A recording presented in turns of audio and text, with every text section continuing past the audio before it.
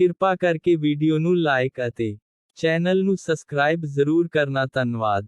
ਇਸ ਮਹਾਨ ਸ਼ਾਸਕ ਬਾਰੇ ਮੁਸਲਮਾਨ ਲਿਖਾਰੀ ਸ਼ਾਹ ਮੁਹੰਮਦ ਲਿਖਦੇ ਹਨ। ਮਹਾਬਲੀ ਰਣਜੀਤ ਸਿੰਘ ਹੋਇਆ ਪੈਦਾ। ਨਾਲ ਜ਼ੋਰ ਦੇ ਮੁਲਕ ਹਿਲਾਏ ਗਿਆ। ਮੁਲਤਾਨ, ਕਸ਼ਮੀਰ, ਪਿਸ਼ੌਰ, ਚੰਬਾ, ਜੰਮੂ, ਕਾਂਗੜਾ, ਕੋਟ ਨਿਵਾਏ ਗਿਆ। ਤਿੱਬਤ ਦੇਸ਼ ਲੱਦਾਖ ਤੇ ਚੀਨ ਤੋੜੀ। ਸਿੱਕਾ ਆਪਣੇ ਨਾਮ ਚਲਾਏ ਗਿਆ। ਸ਼ਾਹ ਮੁਹੰਮਦ ਜਾਨ 50 ਬਰਸਾ। ਅੱਛਾ ਰੱਜ ਕੇ ਰਾਜ ਕਮਾਏ ਗਿਆ।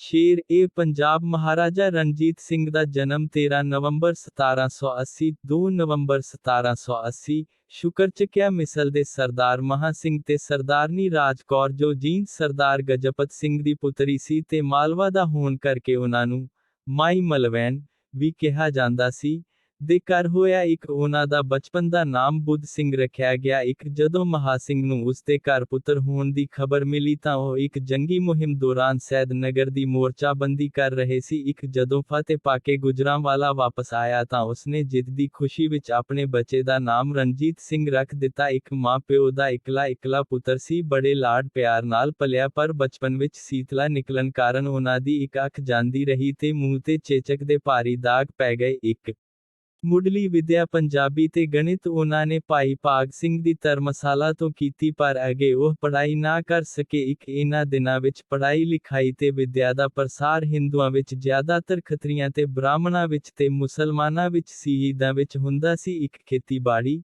ਦਸਤਕਾਰੀ ਅਤੇ ਮਜ਼ਦੂਰੀ ਕਰਨ ਵਾਲਿਆਂ ਲਈ ਪੜ੍ਹਨਾ ਬਹੁਤ ਦੂਰ ਦੀ ਗੱਲ ਸੀ। ਇੱਕ ਦੂਸਰੀ ਵਜ੍ਹਾ ਇਹ ਵੀ ਸੀ ਕਿ ਗੁਰੂ ਗੋਬਿੰਦ ਸਿੰਘ ਜੀ ਨੇ ਸਿੱਖਾਂ ਨੂੰ ਇੱਕ ਮਾਰਸ਼ਲ ਕੌਮ ਦਾ ਰੂਪ ਦਿੱਤਾ ਜਿਸ ਕਰਕੇ ਜ਼ਮੀਨ ਨਾਲ ਜੁੜੀ ਕਾਸ਼ਤਗਰਾਂ ਦੀ ਜਮਾਤ ਬਹਾਦਰੀ ਤੇ ਫੌਜੀ ਤਾਕਤ ਵਿੱਚ ਖੱਤਰੀਆਂ ਰਾਜਪੂਤਾਂ ਤੇ ਪਠਾਨਾਂ ਨਾਲੋਂ ਵੀ ਅੱਗੇ ਨਿਕਲ ਗਈ। ਇੱਕ ਮਿਸਲਾਂ ਦੇ ਸਮੇਂ ਤੋਂ ਹੀ ਪੜ੍ਹਾਈ ਨਾਲੋਂ ਜ਼ਿਆਦਾ ਮਹੱਤਵਪੂਰਨ ਯੁੱਧਕਲਾ, ਘੋੜ ਸਵਾਰੀ, ਸ਼ਿਕਾਰ ਖੇਡਣਾ, ਜੰਗੀ ਕਰਤੱਬ, ਨਿਸ਼ਾਨੇ ਬਾਜ਼ੀ ਤੇ ਤੈਰਾਕੀ ਸਨ ਜੋ ਰਣਜੀਤ ਸਿੰਘ ਦੀ ਪੜ੍ਹਾਈ ਦੇ ਜ਼ਰੂਰੀ ਵਿਸ਼ੇ ਸਨ। ਇੱਕ ਮਹਾਰਾਜਾ ਅਜੇ 9 ਤੋਂ 10 ਸਾਲ ਦਾ ਹੀ ਸੀ ਕਿ ਉਸਨੇ ਆਪਣੇ ਪਿਤਾ ਨਾਲ ਯੁੱਧ ਜੰਗਾਂ ਵਿੱਚ ਹਿੱਸਾ ਲੈਣਾ ਸ਼ੁਰੂ ਕਰ ਦਿੱਤਾ। ਇੱਕ ਵਾਰੀ ਸੋਧਰਾ ਦੀ ਮੁਹਿੰਮ ਦੇ ਦੌਰਾਨ ਮਹਾਂ ਸਿੰਘ ਅਚਾਨਕ ਬਿਮਾਰ ਹੋ ਗਿਆ।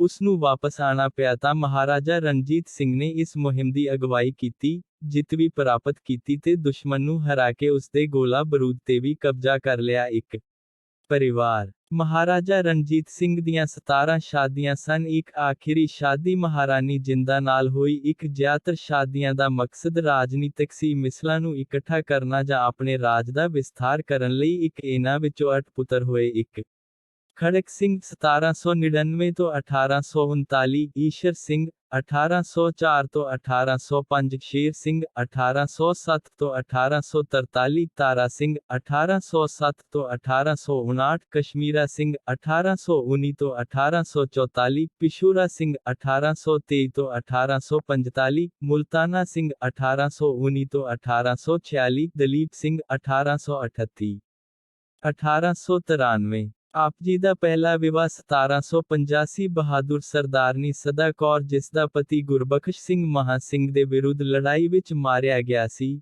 ਦੀ ਪੁੱਤਰੀ ਮਹਿਤਾਬ ਕੌਰ ਨਾਲ ਹੋਇਆ। ਇਸ ਰਿਸ਼ਤੇ ਨਾਲ ਮਹਾਰਾਜਾ ਰਣਜੀਤ ਸਿੰਘ ਨੂੰ ਰਾਜਨੀਤਿਕ ਤਾਕਤ ਮਿਲੀ। ਦੋਨਾਂ ਮਿਸਲਾਂ ਦਾ ਆਪਸੀ ਤਣਾਅ ਖਤਮ ਹੋ ਗਿਆ ਤੇ ਇਹ ਦੋ ਤਾਕਤਾਂ ਇਕੱਠੀਆਂ ਹੋ ਗਈਆਂ। ਅਜੇ ਉਹ ਮਸਾਂ 12 ਕੁ ਵਰ੍ਹਿਆਂ ਦੇ ਹੋਏ ਸਨ ਕਿ ਅਪ੍ਰੈਲ 1790 ਪਿਤਾ ਦਾ, ਜਿਨ੍ਹਾਂ ਦੀ ਉਮਰ ਸਿਰਫ 27 ਸਾਲ ਦੀ ਸੀ, ਛਤਰ ਛਾਇਆ ਸਦਾ ਲਈ ਉੱਠ ਗਿਆ। ਪਿਤਾ ਦੀਆਂ ਅੰਤਿਮ ਸੰਸਕਾਰ ਦੀਆਂ ਰਸਮਾਂ ਅਦਾ ਕਰਕੇ ਰਣਜੀਤ ਸਿੰਘ ਸ਼ੁਕਰ ਚੁੱਕਿਆ ਮਿਸਲ ਦਾ ਸਰਦਾਰ ਤਾਪ ਦਿੱਤਾ ਗਿਆ। ਰਣਜੀਤ ਸਿੰਘ ਅਜੇ ਬਹੁਤ ਛੋਟਾ ਸੀ ਸੋ ਰਾਜਕਾਜ ਦਾ ਸਾਰਾ ਕੰਮ ਰਾਜਕੌਰ, ਉਹਨਾਂ ਦੀ ਮਾਤਾ ਦੇ ਹੱਥ ਵਿੱਚ ਆ ਗਿਆ ਜਿਸ ਨੂੰ ਚਲਾਉਣ ਲਈ ਦੀਵਾਨ ਲਖਪਤ ਰਾਏ ਨੂੰ ਨਿਯਤ ਕੀਤਾ ਗਿਆ। ਵਿਵਾਹ ਤੋਂ ਤੁਰੰਤ ਬਾਅਦ ਰਾਣੀ ਸਦਾ ਕੌਰ ਨੇ ਆਪਣੀ ਕਨਈਆ ਮਿਸਲ ਨੂੰ ਸ਼ੁਕਰ ਚੱਕਿਆ ਮਿਸਲ ਨਾਲ ਜੋੜ ਦਿੱਤਾ। ਹੁਣ ਰਾਜਕੌਰ, ਦੀਵਾਨ ਲਖਪਤ ਰਾਏ ਤੇ ਸਦਾ ਕੌਰ ਨੇ ਰਣਜੀਤ ਸਿੰਘ ਦੇ ਨਾਂ ਤੇ ਸ਼ਾਸਨ ਚਲਾਉਣਾ ਸ਼ੁਰੂ ਕਰ ਦਿੱਤਾ, ਜਿਸ ਨੂੰ 3 ਪ੍ਰਤੀਨਿਧੀਆਂ ਦੀ ਪ੍ਰੀਸ਼ਦ ਕਿਹਾ ਜਾਂਦਾ ਸੀ ਜਿਨ੍ਹਾਂ ਵਿੱਚੋਂ ਸਭ ਤੋਂ ਵੱਧ ਪ੍ਰਭਾਵਸ਼ਾਲੀ ਸਦਾ ਕੌਰ ਸੀ।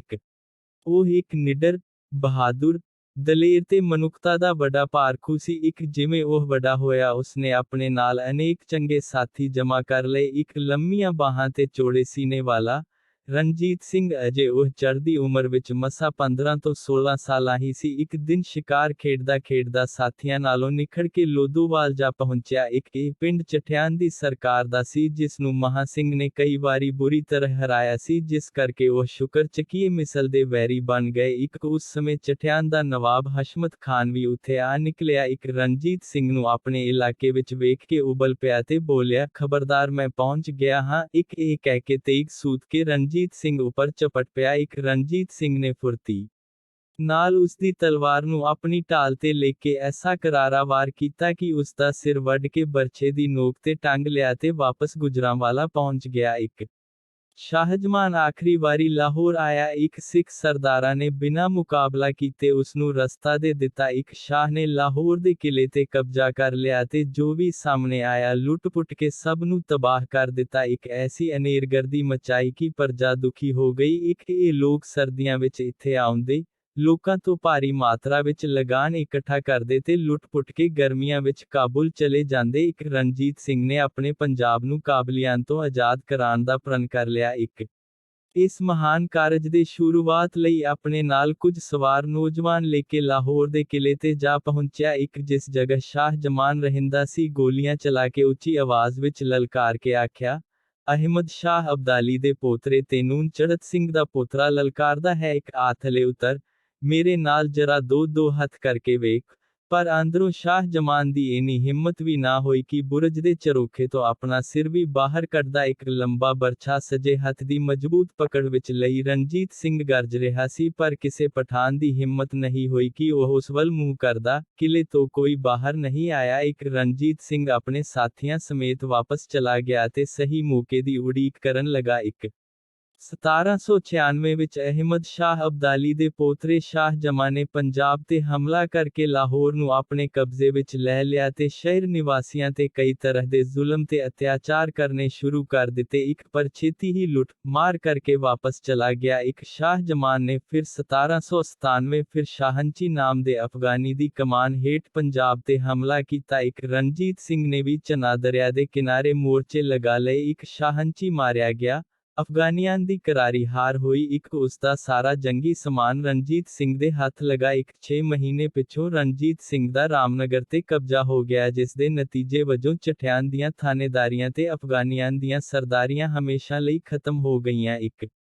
ਰਣਜੀਤ ਸਿੰਘ ਦੀ ਦੂਸਰੀ ਸ਼ਾਦੀ 1797 ਵਿੱਚ ਨਕਈ ਮਿਸਲ ਦੇ ਸਰਦਾਰ ਗਿਆਨ ਸਿੰਘ ਦੀ ਭੈਣ ਰਾਜ ਕੌਰ ਨਾਲ ਹੋਈ, ਜਿਸ ਦਾ ਨਾਂ ਬਦਲ ਕੇ ਦਾਤਾਰ ਕੌਰ ਰੱਖ ਦਿੱਤਾ। ਕਦੀ-ਕਦੀ ਮਾਈ ਨੇਫਾ ਵੀ ਕਿਹਾ ਜਾਂਦਾ ਸੀ। ਇਸ ਸ਼ਾਦੀ ਨਾਲ ਰਣਜੀਤ ਸਿੰਘ ਦੀ ਸਿਆਸੀ ਤਾਕਤ ਵਿੱਚ ਵਾਧਾ ਹੋਇਆ। ਇਸ ਦੌਰਾਨ ਦੀਵਾਨ ਲਖਪਤ ਰਾਏ ਜਦ ਮਾਮਲਾ ਉਗਰਾਹਣ ਗਿਆ ਤਾਂ ਮੁਸਲਮਾਨ ਜ਼ਿਮੀਂਦਾਰਾਂ ਦੇ ਹੱਥੋਂ ਮਾਰਿਆ ਗਿਆ। ਰਾਜ ਕੌਰ, ਰਣਜੀਤ ਸਿੰਘ ਦੀ ਮਾਤਾ ਦਾ ਅਚਾਨਕ ਦੇਹਾਂਤ ਹੋ ਗਿਆ। ਹੁਣ ਮਿਸਲ ਦਾ ਸਾਰਾ ਕੰਮ ਸਦਾ ਕੌਰ ਦੇ ਹੱਥ ਵਿੱਚ ਆ ਗਿਆ। ਸਦਾ ਕੌਰ ਦਾ ਇਰਾਦਾ ਸੀ ਰਣਜੀਤ ਸਿੰਘ ਨੂੰ ਆਪਣੇ ਹੱਥ ਵਿੱਚ ਕਰਕੇ ਸਖਤਾ ਦਾ ਸਾਰਾ ਰਾਜ ਪ੍ਰਬੰਧ ਉਹ ਖੁਦ ਕਰੇ। ਉਸਨੇ ਸਮੇਂ-ਸਮੇਂ ਸਿਰ ਰਣਜੀਤ ਸਿੰਘ ਦੀ ਆਰਥਿਕ ਤੇ ਸੈਨਿਕ ਮਦਦ ਵੀ ਕੀਤੀ। ਪਰ ਫਿਰ ਵੀ ਰਣਜੀਤ ਸਿੰਘ ਨੂੰ ਆਪਣੇ ਉੱਪਰ ਉਸ ਦੀ ਹਕੂਮਤ ਮਨਜ਼ੂਰ ਨਹੀਂ ਸੀ। ਸਦਾ ਕੌਰ ਆਪਣੀਆਂ ਚਾਲਾਂ ਨਾਲ ਚਲਦਿਆਂ ਵੇਖ ਕੇ ਆਪਣੀ ਬੇਟੀ ਨੂੰ ਆਪਣੇ ਨਾਲ ਲੈ ਕੇ ਆਪਣੀ ਮਿਸਲ ਨੂੰ ਵਾਪਸ ਚਲੀ ਗਈ। ਰਣਜੀਤ ਸਿੰਘ ਗੈਰ ਜ਼ਰੂਰੀ ਬੰਧਨਾਂ ਤੋਂ ਆਜ਼ਾਦ ਹੋ ਗਿਆ। 19ਵੀਂ ਸਦੀ ਦੇ ਮੁੱਢ ਵਿੱਚ ਸਾਰੇ ਹਿੰਦੁਸਤਾਨ ਵਿੱਚ ਹਫੜਾ-ਦਫੜੀ ਮਚੀ ਹੋਈ ਸੀ। ਅੰਗਰੇਜ਼ ਦੇਸੀ ਰਿਆਸਤਾਂ ਨੂੰ ਇੱਕ-ਇੱਕ ਕਰਕੇ ਆਪਣੇ ਸਾਮਰਾਜ ਨਾਲ ਮਿਲਾ ਰਹੇ ਸੀ। ਪੰਜਾਬ ਖੱਖਰ ਦੇ ਖਾਨਿਆਂ ਵਾਂਗ ਵੰਡਿਆ ਹੋਇਆ ਸੀ। ਕਿਧਰੇ ਨਵੇਂ ਬਣੇ ਮੁਸਲਮਾਨ ਜੱਟਾਂ ਨੇ ਆਪਣੀਆਂ ਰਿਆਸਤਾਂ ਸਥਾਪਤ ਕੀਤੀਆਂ ਹੋਈਆਂ ਸਨ, ਕਿਤੇ ਪਠਾਨਾਂ ਦੀ ਰਹਿੰਦ-ਖੂੰਹਦ ਨੇ ਆਪਣੇ ਪੈਰ ਪਸਾਰੇ ਹੋਏ ਸਨ। ਇਸ ਵਕਤ ਤੱਕ ਮਿਸਲਾਂ ਖਾਲਸੇ ਵਿੱਚ ਜਾਗਰਤੀ ਲਿਆਉਣ ਦਾ ਕੰਮ ਪੂਰਾ ਕਰ ਚੁੱਕੀਆਂ ਸਨ। ਧਰਮੀ ਅਤੇ ਬਹਾਦਰ ਜਰਨੈਲ ਨਵਾਬ ਕਪੂਰ ਸਿੰਘ, ਜੱਸਾ ਸਿੰਘ ਤੇ ਬਗੇਲ ਸਿੰਘ ਚੜ੍ਹਾਈ ਕਰ ਚੁੱਕੇ ਸਨ। ਮਿਸਲਾਂ ਦੀ ਜਥੇਬੰਦੀ ਟੁੱਟ ਚੁੱਕੀ ਸੀ। ਹਾਲਤ ਇੱਥੋਂ ਤੱਕ ਪਹੁੰਚ ਚੁੱਕੀ ਸੀ ਕਿ ਖਾਲਸੇ ਦੀਆਂ ਉਹ ਤਿੱਖੀਆਂ ਤਲਵਾਰਾਂ ਜਿਹੜੀਆਂ ਜ਼ਾਲਮ ਦੇ ਲਹੂ ਨਾਲ ਪਿਆਸ ਬੁਝਾਉਂਦੀਆਂ ਸਨ, ਆਪਣੇ ਵੀਰਾਂ ਤੇ ਸਾਂਝੀਦਾਰਾਂ ਦਾ ਖੂਨ ਵਹਾਉਣ ਲੱਗ ਪਈਆਂ। ਉਹ ਇਲਾਕੇ, ਜਿਹੜੇ ਲਹੂ ਦੀਆਂ ਨਦੀਆਂ ਵਹਾ ਕੇ ਫਤਿਹ ਕੀਤੇ ਸਨ, ਇੱਕ-ਇੱਕ ਕਰਕੇ ਖਾਲਸੇ ਦੇ ਕਬਜ਼ੇ ਚੋਂ ਨਿਕਲ ਰਹੇ ਸਨ। ਇਸ ਵਕਤ ਮਹਾਰਾਜਾ ਰਣਜੀਤ ਸਿੰਘ ਨੇ ਬੜੀ ਸੂਝ-ਬੂਝ ਅਤੇ ਬੀਰਤਾ ਨਾਲ ਹਾਲਤ ਨੂੰ ਵੇਖਦਿਆਂ ਸਿੱਖ ਮਿਸਲਾਂ ਨੂੰ ਇਕੱਠਾ ਕਰਕੇ ਇੱਕ ਸੰਗਠਿਤ ਤੇ ਮਜ਼ਬੂਤ ਖਾਲਸਾ ਰਾਜ ਦੀ ਉਸਾਰੀ ਕਰਨੀ ਸ਼ੁਰੂ ਕੀਤੀ। ਰਣਜੀਤ ਸਿੰਘ ਇਹ ਸਮਝ ਗਿਆ ਕਿ ਜਦ ਤੱਕ ਇਸ ਖਿੰਡੀ ਹੋਈ ਕੌਮ ਨੂੰ ਇਕੱਠਾ ਨਾ ਕੀਤਾ ਜਾਏ, ਨਾ ਕੌਮ ਬਚ ਸਕੇਗੀ ਨਾ ਦੇਸ਼ ਇੱਕ। ਉਸਨੇ ਸਿੱਖਾਂ ਨੂੰ ਜਥੇਬੰਦ ਕਰਕੇ ਇੱਕ ਸ਼ਕਤੀਸ਼ਾਲੀ ਅਤੇ ਰਾਜਨੀਤਿਕ ਕੌਮ ਵਿੱਚ ਬਦਲ ਦਿੱਤਾ। ਇੱਕ ਸਾਰੀਆਂ ਮਿਸਲਾਂ ਨੂੰ ਇਕੱਠਾ ਕੀਤਾ, ਚਾਹੇ ਵਿਵਾਦੇ ਬੰਧਨ ਕਾਇਮ ਕਰਕੇ, ਜਿੱਤ ਕੇ, ਪੱਗ ਵੱਟ ਭਰਾ ਬਣ ਕੇ ਜਾਂ ਵੱਡੀਆਂ ਵੱਡੀਆਂ ਜਗੀਰਾਂ ਦੇ ਕੇ। ਇੱਕ ਜੋ ਇਲਾਕੇ ਜਿੱਤ ਕੇ ਖਾਲਸਾ ਰਾਜ ਨਾਲ ਮਿਲਾਏ, ਉਹਨਾਂ ਦੇ ਸ਼ਾਸਕਾਂ ਨੂੰ ਫੜ ਕੇ ਕਤਲ ਨਹੀਂ ਕੀਤਾ, ਨਾ ਕੈਦ ਕੀਤਾ, ਨਾ ਹਨੇਰੀਆਂ ਕਾਲ ਕੋਠੜੀਆਂ ਵਿੱਚ ਡੱਕਿਆ, ਨਾ ਅੱਖਾਂ ਕੱਢੀਆਂ, ਸਗੋਂ ਗੁਜ਼ਾਰੇ ਲਈ ਉਹਨਾਂ ਦੇ ਖਰਚੇ ਦੇ ਹਿਸਾਬ ਨਾਲ ਜਗੀਰਾਂ ਦਿੱਤੀਆਂ, ਉਹਨਾਂ ਦੇ ਦਿਲ ਜਿੱਤੇ ਤੇ ਆਪਣੇ ਰਾਜ ਨੂੰ ਮਜ਼ਬੂਤ ਤੇ ਤਾਕਤਵਰ ਬਣਾਇਆ। ਇੱਕ ਅਗਰ ਫੁਲਕੀਆਂ ਰਿਆਸਤਾਂ ਉਸ ਵਕਤ ਅੰਗਰੇਜ਼ਾਂ ਦਾ ਸਾਥ ਨਾ ਦੇਕਰ ਮਹਾਰਾਜੇ ਦਾ ਸਾਥ ਦਿੰਦਿਆਂ ਤਾਂ ਅੱਜ ਹਿੰਦੁਸਤਾਨ ਦਾ ਇਤਿਹਾਸ ਹੋਰ ਹੀ ਹੋਣਾ ਸੀ। ਇੱਕ ਥੋੜੇ ਹੀ ਸਮੇਂ ਵਿੱਚ ਪੰਥ ਦੇ ਸਾਰੇ ਜਾਤੀ ਵੈਰ ਵਿਰੋਧ ਮਿਟਾ ਆਪਣੇ ਆਤਮਬਲ ਨਾਲ ਸਰਬੱਤ ਖਾਲਸੇ ਨੂੰ ਇੱਕ ਜਾਨ ਕਰ ਦਿੱਤਾ। ਇੱਕ ਇਸ ਜਥੇਬੰਦੀ ਦੀ ਸ਼ਕਤੀ ਨਾਲ ਸਾਰੇ ਪੰਜਾਬ ਨੂੰ ਗੈਰਾਂ ਦੇ ਹੱਥੋਂ ਛੁਡਾ ਕੇ ਇੱਕ ਸੁਤੰਤਰ ਖਾਲਸਾ ਦੀ ਨੀਹਨ ਰੱਖੀ, ਜਿਸ ਦਾ ਇੱਕ ਬੰਨਾ ਲਦਾਖ ਤੇ ਤਿੱਬਤ ਸੀ, ਦੂਸਰਾ ਸਿੰਧ, ਤੀਜੇ ਪਾਸੇ ਦਰਿਆ ਸਤਲੁਜ ਤੇ ਚੌਥਾ ਬੰਨਾ ਦਰਾ ਖੈਬਰ ਅਫਗਾਨਿਸਤਾਨ ਸੀ। ਪੰਜਾਬ ਨੂੰ ਆਪਣੇ ਕਲਾਵੇ ਵਿੱਚ ਲੈ ਲਿਆ ਤੇ ਇਸ ਨੂੰ ਸਦਾ ਲਈ ਬਾਹਰ ਦੇ ਹਮਲਿਆਂ ਦੇ ਤੂਫਾਨੋਂ ਤੋਂ ਸੁਤੰਤਰ ਕਰ ਦਿੱਤਾ। ਇੱਕ 1798 ਵਿੱਚ ਰਣਜੀਤ ਸਿੰਘ ਨੂੰ ਲਾਹੌਰ ਜਾਣ ਦਾ ਮੌਕਾ ਮਿਲਿਆ, ਜੋ ਉਸ ਵੇਲੇ ਭੰਗੀਆਂ ਦੇ ਕਬਜ਼ੇ ਵਿੱਚ ਸੀ। ਇੱਕ ਸ਼ਾਹੀ ਕਿਲੇ ਦੀ ਸੁੰਦਰਤਾ ਤੇ ਬਨਾਵਟ ਨੂੰ ਦੇਖ ਕੇ ਬਹੁਤ ਖੁਸ਼ ਹੋਇਆ ਤੇ ਦਿਲ ਵਿੱਚ ਚਾਹ ਜਾਗੀ ਇਸ ਤੇ ਕਬਜ਼ਾ ਕਰਨ ਦੀ। ਇੱਕ ਇਸੇ ਸਾਲ ਸ਼ਾਹ ਜਮਾਨ ਨੇ ਲਾਹੌਰ ਤੇ ਕਬਜ਼ਾ ਕਰ ਲਿਆ ਤੇ ਭੰਗੀ ਸਰਦਾਰ ਬਿਨਾਂ ਮੁਕਾਬਲੇ ਤੋਂ ਉੱਥੋਂ ਭੱਜ ਗਏ। ਇੱਕ ਰਣਜੀਤ ਸਿੰਘ ਨੇ ਸਰਬੱਤ ਖਾਲਸੇ ਦੀ ਮਦਦ ਨਾਲ ਸ਼ੁਕਰ ਚੱਕਿਆ, ਭੰਗੀ, ਕਨ੍ਹੱਈਆ, ਨਕਈ ਤੇ ਅਹਲੂਵਾਲੀਆ ਮਿਸਲ ਦੀ ਸਾਂਝੀ ਕਮਾਨ ਹੇਠ 27 ਜੁਲਾਈ 1799 ਵਿੱਚ ਲਾਹੌਰ ਤੇ ਹਮਲਾ ਕਰ ਦਿੱਤਾ ਤੇ ਅਫਗਾਨੀਆਂ ਨੂੰ ਤਕੜੀ ਹਾਰ ਦਿੱਤੀ ਤੇ ਉਹ ਕਾਬਲ ਵੱਲ ਨੱਸ ਭੱਜੀ। ਇੱਕ ਬਾਕੀ ਮਿਸਲਾਂ ਦੀਆਂ ਫੌਜਾਂ ਤਾਂ ਘਰੋਂ ਘਰ ਚਲੀਆਂ ਗਈਆਂ, ਪਰ ਰਣਜੀਤ ਸਿੰਘ ਦੀਆਂ ਫੌਜਾਂ ਨੇ ਜੇਹਲਮ ਦਰਿਆ ਤੱਕ ਸ਼ਾਹ ਜਮਾਨ ਦਾ ਪਿੱਛਾ ਕੀਤਾ। ਇੱਕ ਇਸ ਦੌਰਾਨ ਭੰਗੀਆਂ ਨੇ ਵਾਪਸ ਲਾਹੌਰ ਤੇ ਕਬਜ਼ਾ ਕਰ ਲਿਆ। ਇੱਕ ਭੰਗੀ ਵੀ ਕੋਈ ਘੱਟ ਨਹੀਂ ਸਨ ਪ੍ਰਜਾ ਤੇ ਜ਼ੁਲਮ ਕਰਨ ਵਿੱਚ। ਇੱਕ ਅਖੀਰ ਲਾਹੌਰ ਨਿਵਾਸੀਆਂ ਨੇ ਮਹਾਰਾਜਾ ਰਣਜੀਤ ਨੂੰ ਸਦਾ ਦਿੱਤਾ।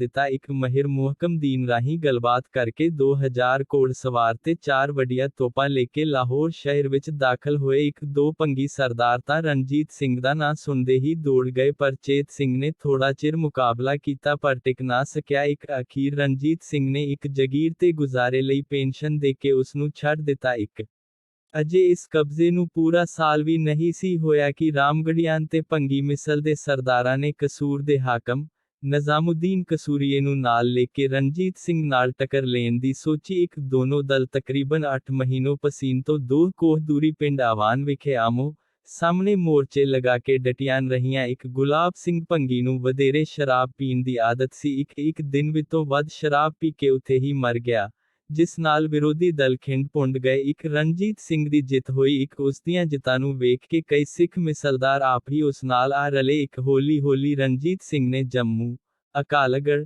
ਗੁਜਰਾਤ ਦੇ ਇਲਾਕਿਆਂ ਤੇ ਅਧਿਕਾਰ ਜਮਾ ਲਿਆ। 1 ਫਰਵਰੀ 1800 ਵਿੱਚ ਦਾਤਾਰ ਕੌਰ ਦੀ ਕੁੱਖੋਂ ਖੜਕ ਸਿੰਘ ਦਾ ਜਨਮ ਹੋਇਆ। 1 ਅਪ੍ਰੈਲ 1801 ਦੀ ਵੈਸਾਖੀ ਤੇ ਲਾਹੌਰ ਵਿੱਚ ਇੱਕ ਵੱਡਾ ਦਰਬਾਰ ਕੀਤਾ ਗਿਆ, ਜਿਸ ਵਿੱਚ ਰਣਜੀਤ ਸਿੰਘ ਨੇ ਮਹਾਰਾਜਾ ਹੋਣ ਦਾ ਐਲਾਨ ਕੀਤਾ ਤੇ ਆਪਣੇ ਆਪ ਨੂੰ ਸਰਕਾਰ ਵਾਲਾ ਕਹਾਉਣਾ ਸ਼ੁਰੂ ਕੀਤਾ। ਇੱਕ ਲਾਹੌਰ ਸ਼ਹਿਰ ਦੇ ਸਰਾਫਾਂ ਨੂੰ 11 ਮਾਸੇ 2 ਰਤੀ ਦੇ ਸਿੱਕੇ ਢਾਲਣ ਦਾ ਹੁਕਮ ਜਾਰੀ ਕੀਤਾ, ਜਿਸ ਦਾ ਨਾਂ ਨਾਨਕਸ਼ਾਹੀ ਰੁਪਇਆ ਗੁਰੂ ਨਾਨਕ ਸਾਹਿਬ ਦੇ ਨਾਮ ਤੇ ਰੱਖਿਆ। ਇੱਕ ਹਿੰਦੂਆਂ ਅਤੇ ਮੁਸਲਮਾਨਾਂ ਦੀਆਂ ਧਾਰਮਿਕ ਭਾਵਨਾਵਾਂ ਨੂੰ ਮੁੱਖ ਰੱਖਦਿਆਂ ਉਹਨਾਂ ਦੀਆਂ ਵੱਖਰੀਆਂ ਅਦਾਲਤਾਂ ਕਾਇਮ ਕੀਤੀਆਂ। ਇੱਕ ਲਾਹੌਰ ਸ਼ਹਿਰ ਦਾ ਮੁੱਖ ਕੋਤਵਾਲ ਇਮਾਮ ਬਖਸ਼ ਨਿਯੁਕਤ ਕੀਤਾ। ਇੱਕ ਵੱਖ-ਵੱਖ ਮਹੱਲਿਆਂ ਦੇ ਸੂਝਵਾਨ ਵਿਅਕਤੀਆਂ ਨੂੰ ਆਪਣੇ ਸਥਾਨਕ ਮਸਲੇ ਹੱਲ ਕਰਨ ਦੇ ਹੱਕ ਦਿੱਤੇ। ਇੱਕ ਲਾਹੌਰ ਤੇ ਲਾਹੌਰ ਦੇ ਕਿਲੇ ਦੀ ਸੁਰੱਖਿਆ ਮਜ਼ਬੂਤ ਕੀਤੀ ਗਈ। ਇੱਕ ਖਲੀਫਾ ਨੂਰੁੱਦੀਨ ਹਕੀਮ ਅੰਸਾਰੀ ਦੇ ਪ੍ਰਬੰਧ ਹੇਠ ਲਾਹੌਰ ਵਿੱਚ ਇੱਕ ਸਰਕਾਰੀ ਹਸਪਤਾਲ ਖੋਲ੍ਹਿਆ ਗਿਆ। ਇੱਕ ਗਰੀਬਾਂ ਤੇ ਲੋੜਵੰਦਾਂ ਵਾਸਤੇ ਇੱਕ ਅਲੱਗ ਮਹਿਕਮਾ ਖੋਲ੍ਹਿਆ ਗਿਆ। ਇੱਕ ਪੁਰਾਣੇ ਦੀਵਾਨੀ ਤੇ ਫੌਜਦਾਰੀ ਮਹਿਕਮਿਆਂ ਦੀ ਸਮੀਖਿਆ ਕੀਤੀ ਤੇ ਲੋੜ ਅਨੁਸਾਰ ਬਦਲਾਵ ਕੀਤੇ ਗਏ। ਇੱਕ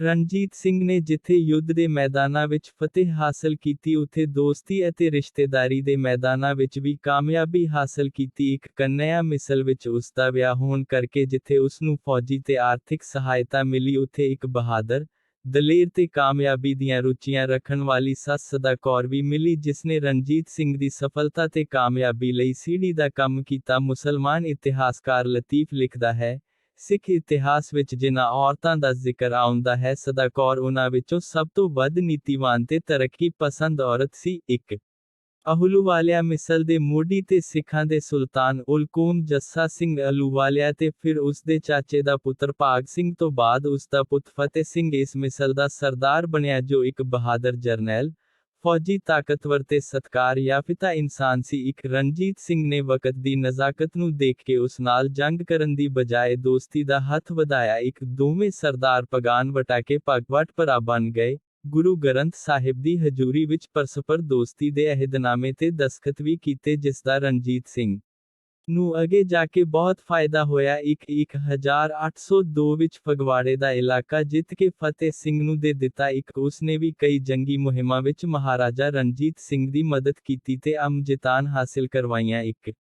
ਸਰਦਾਰ ਜੱਸਾ ਸਿੰਘ ਰਾਮਗੜੀਆ ਤੇ ਉਸ ਦੇ ਪਿੱਛੋਂ ਜੋਧ ਸਿੰਘ ਰਾਮਗੜੀਆ ਨਾਲ ਦੋਸਤੀ ਦਾ ਹੱਥ ਵਧਾਇਆ। ਦਰਬਾਰ ਸਾਹਿਬ ਵਿੱਚ ਗੁਰੂ ਗ੍ਰੰਥ ਸਾਹਿਬ ਦੀ ਹਜ਼ੂਰੀ ਵਿੱਚ ਆਪਣੇ ਹੱਥ ਦਾ ਪੰਜਾ ਕੇਸਰ ਨਾਲ ਰੰਗ ਕੇ ਦੋਸਤੀ ਤੇ ਅਹਿਦਨਾਮੇ ਤੇ ਮੋਹਰ ਲਗਾਈ। ਡਲੇਵਾਲੀਆ ਮਿਸਲ ਦੇ ਸਰਦਾਰ ਤਾਰਾ ਸਿੰਘ ਨਾਲ ਵੀ ਮਿੱਤਰਤਾ ਕਾਇਮ ਕੀਤੀ। 1807 ਵਿੱਚ ਤਾਰਾ ਸਿੰਘ ਦੀ ਮੌਤ ਤੋਂ ਬਾਅਦ ਉਸ ਦਾ ਇਲਾਕਾ ਰਾਹੋਂ ਤੇ ਨਕੋਦਰ ਖਾਲਸਾ ਰਾਜ ਨਾਲ ਮਿਲਾ ਲਿਆ। ਹੌਲੀ-ਹੌਲੀ ਛੋਟੀਆਂ-ਛੋਟੀਆਂ ਸਿੱਖ ਮਿਸਲਾਂ, ਕਈ ਕਰੋੜ ਸਿੰਘੀਆਂ, ਜਿਨ੍ਹਾਂ ਦੇ ਸਰਦਾਰ ਕਮਜ਼ੋਰ ਤੇ ਰਾਜ ਪ੍ਰਬੰਧ ਠੀਕ ਨਹੀਂ ਸੀ, ਪ੍ਰਜਾ ਸੁਖੀ ਨਹੀਂ ਸੀ, ਆਪਣੇ ਰਾਜ ਵਿੱਚ ਮਿਲਾ ਲਈਆਂ। ਫੈਸਲਪੁਰੀਆ, ਸਿੰਘਪੁਰੀ, ਨਵਾਬ ਕਪੂਰ ਦੀ ਸਥਾਪਿਤ ਕੀਤੀ ਮਿਸਲ ਦਾ ਮਿਸਲਦਾਰ ਸਰਦਾਰ ਬੁੱਧ ਸਿੰਘ ਸੀ ਜਿਸ ਨੇ ਰਣਜੀਤ ਸਿੰਘ ਦੀ ਅਧੀਨਤਾ ਮੰਨਣ ਤੋਂ ਇਨਕਾਰ ਕਰ ਦਿੱਤਾ। ਮਹਾਰਾਜਾ ਰਣਜੀਤ ਸਿੰਘ, ਫਤਿਹ ਸਿੰਘ, ਮੋਹਕਮ ਚੰਦ ਤੇ ਜੋਧ ਸਿੰਘ ਰਾਮਗੜੀਆ ਦੀ ਸਾਂਝੀ ਕਮਾਨ ਹੇਠ ਉਸ ਦੀ ਰਿਆਸਤ ਤੇ ਹਮਲਾ ਕਰ ਦਿੱਤਾ ਜਿਸ ਦਾ ਮੁਕਾਬਲਾ ਉਹ ਨਾ ਕਰ ਸਕਿਆ ਤੇ ਸਤਲੁਜ ਦਰਿਆ ਦੇ ਪਰਲੇ ਇਲਾਕੇ ਵਿੱਚ ਚਲਾ ਗਿਆ। 1806-1809 ਦਰਮਿਆਨ 3 ਵਾਰੀ ਫੁਲਕੀਆਂ ਰਿਆਸਤਾਂ ਤੇ ਚੜ੍ਹਾਈ ਕੀਤੀ ਤੇ ਆਪਣਾ ਲੋਹਾ ਮਨਵਾਇਆ ਪਰ ਇਹਨਾਂ ਰਿਆਸਤਾਂ ਨੇ ਰਣਜੀਤ ਸਿੰਘ ਦੀ ਸਰਦਾਰੀ ਮੰਨਣ ਨਾਲੋਂ ਅੰਗਰੇਜ਼ਾਂ ਦੀ ਅਧੀਨਗੀ ਨੂੰ ਪਹਿਲ ਦਿੱਤੀ।